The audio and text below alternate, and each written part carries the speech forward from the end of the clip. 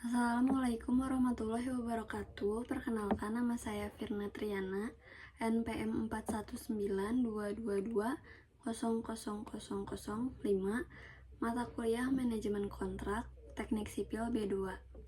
Di sini saya akan mempresentasikan apa yang ada di dalam materi Manajemen Kontrak. Yang pertama, ada hukum konstruksi dalam perspektif lingkungan. Proyek konstruksi sering berdampak pada lingkungan. Oleh karena itu, ada regulasi yang mengatur aspek lingkungan dalam hukum konstruksi seperti analisis mengenai dampak lingkungan diperlukan untuk proyek yang memiliki dampak besar terhadap lingkungan. Contohnya, pembangunan bandara harus melalui studi AMDAL sebelum mendapat izin konstruksi. Kedua, ada sertifikasi bangunan hijau. Proyek konstruksi dianjurkan untuk memenuhi standar ramah lingkungan. Contohnya, gedung perkantoran yang menggunakan sistem energi terbaru mendapatkan sertifikasi hijau. Penyelesaian sengketa dalam konstruksi. Jika terjadi perselisihan dalam proyek konstruksi, ada beberapa cara penyelesaian yang bisa ditempuh. Yang pertama, negosiasi. Penyelesaian secara langsung antara para pihak. Mediasi, pihak ketiga membantu mencari solusi tanpa keputusan yang mengikat. Arbitrase, penyelesaian di luar pengadilan dengan putusan yang bersifat final dan mengikat. Contohnya, Badan Arbitrase Nasional Indonesia. Litigasi atau pengadilan, penyelesaian melalui jalur hukum jika tidak ada solusi lain.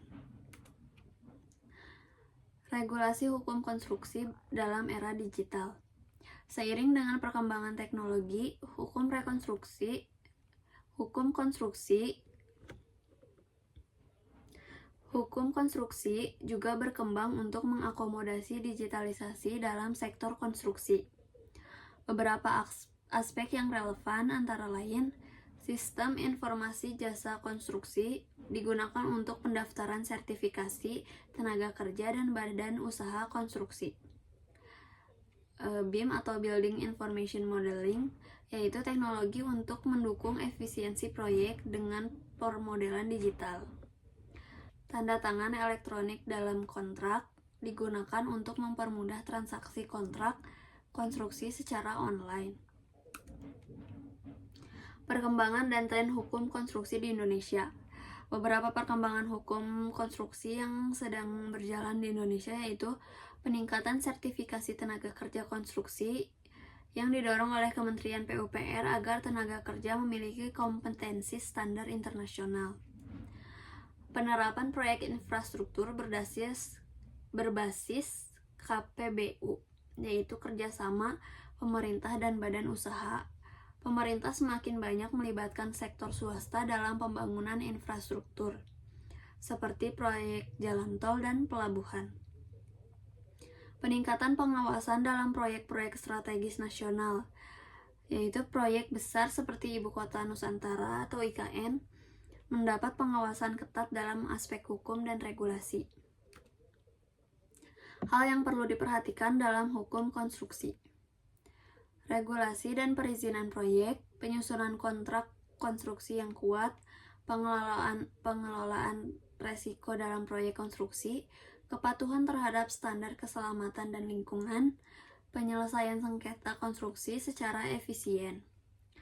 Dengan pemahaman yang baik terhadap hukum konstruksi, proyek dapat berjalan lancar dan menghasilkan manfaat maksimal bagi semua pihak. Kemudian ada pengadaan pekerjaan konstruksi dan jasa konsultansi konstruksi. Definisi dan maksud. Pengadaan pekerjaan konstruksi dan jasa konsultansi konstruksi merupakan bagian dari proses pengadaan barang atau jasa yang dilakukan oleh pemerintah maupun swasta untuk pembangunan infrastruktur atau proyek konstruksi. Yang pertama ada pengadaan pekerjaan konstruksi. Ini merujuk pada proses perencanaan, pelaksanaan, dan pengawasan pembangunan fisik yang mencakup pembangunan gedung, jalan, jembatan, irigasi, pelabuhan, dan infrastruktur lainnya. Pengadaan ini melibatkan kontraktor yang bertanggung jawab atas pekerjaan konstruksi sesuai dengan spesifikasi teknis dan kontrak yang telah disepakati. Pengadaan jasa konsultansi konstruksi mengacu pada pelayanan profesional yang disediakan oleh konsultan untuk mendukung pekerjaan konstruksi termasuk perencanaan teknis, studi kelayakan, manajemen proyek, desain arsitektur, dan pengawasan pelaksanaan konstruksi.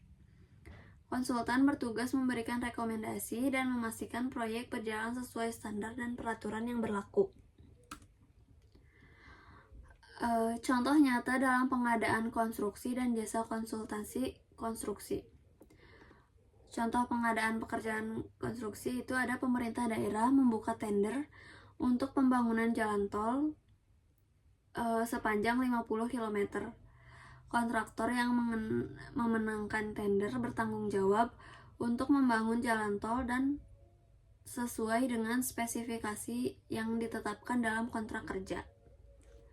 Contoh pengadaan jasa konsultansi konstruksi yaitu sebelum pembangunan gedung perkantoran pemerintah, sebuah perusahaan jasa konsultansi ditunjuk untuk melakukan studi kelayakan, merancang desain pembangunan, dan mengawasi pelaksanaan konstruksi agar sesuai dengan standar keselamatan dan lingkungan. Landasan teori dan regulasi.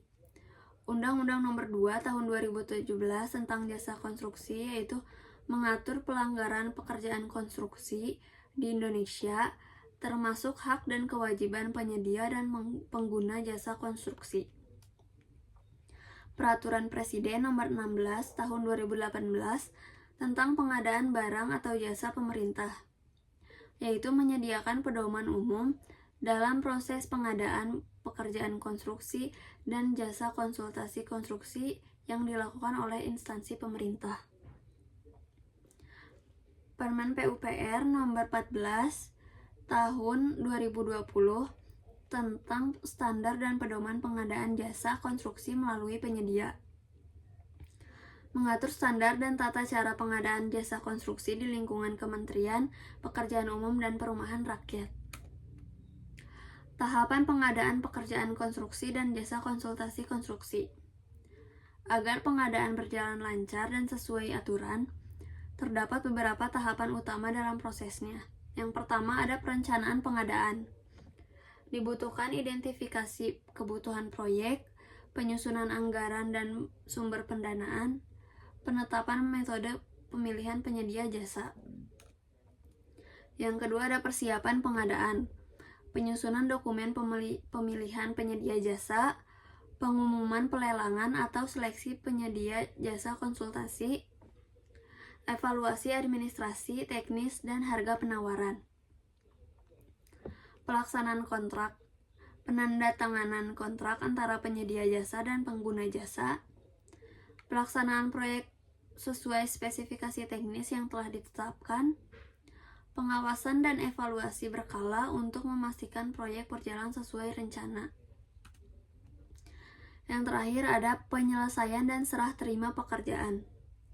Pemeriksaan akhir hasil pekerjaan konstruksi, serah terima pekerjaan pertama dan akhir, evaluasi pasca proyek untuk memastikan pekerjaan memenuhi standar mutu yang ditentukan.